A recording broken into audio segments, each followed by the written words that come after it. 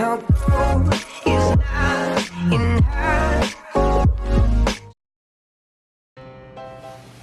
Hai, salam semua. Bertemu sekali lagi dalam channel Cik Guti. Jangan lupa like, komen, share and subscribe. Bertemu sekali lagi, dan untuk kali ini Cik Guti akan menceritakan tentang sejarah dan asal-usul nama benua Amerika. Seperti mana yang kita tahu, kita akan belajar tentang Perang Kemerdekaan dan juga Perang Saudara di Amerika.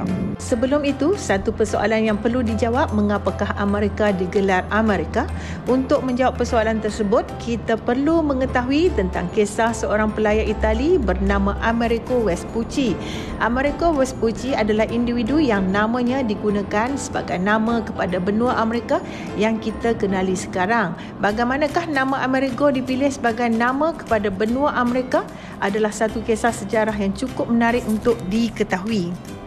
Amerigo Vespucci adalah seorang warga Itali yang lahir di Florence pada 9 Mac 1454. Berkongsi nama dengan datuknya sendiri, Amerigo dibesarkan untuk menjadi seorang penyaga sejak kecil lagi.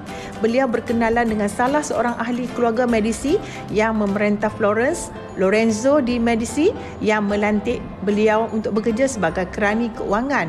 Kepercayaan keluarga Medici kepada Amerigo semakin bertambah sehinggakan Amerigo dilantik untuk menguruskan masalah pecah amanah yang berlaku di pejabat-pejabat pentadbiran milik Medici yang terletak di luar negara. Ini membuka peluang kepada Amerigo untuk berurusan dengan pentadbir-pentadbir negara asing serta membina persahabatan dengan individu-individu berpengaruh Eropah ketika itu.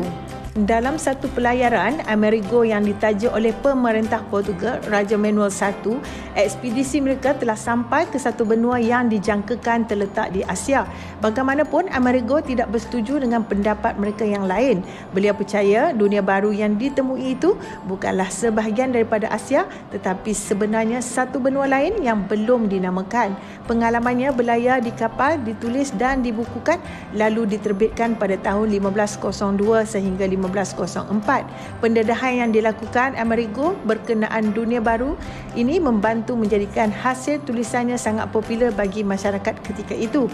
Hasil penceritaan Amerigo menjadi inspirasi kepada seorang pelukis peta dari Jerman, Martin Westmuller, yang mahu mencerap semula peta dunia berpandukan kandungan tulisan. Pada tahun 1507, Martin siap melukis semula peta dunia dengan memasukkan benua baru yang diceritakan dalam kisah Amerigo.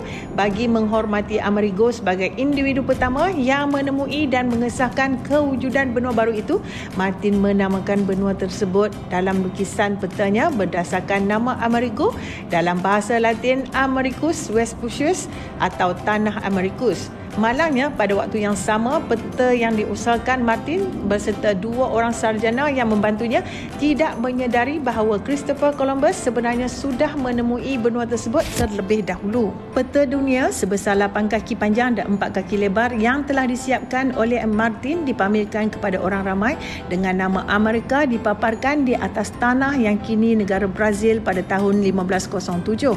Oleh kerana peta dunia tersebut dilukis berdasarkan catatan yang dibuat oleh Amerigo, peta tersebut pada peringkat itu hanya mengandungi bahagian Amerika Selatan. Berikutan ketiadaan pengesahan tentang kewujudan bahagian Amerika Utara yang hanya berlaku beberapa tahun. Walau bagaimanapun, pada tahun 1516, Martin menambah baik peta lukisannya dan mengubah nama Amerika kepada dua nama berasingan.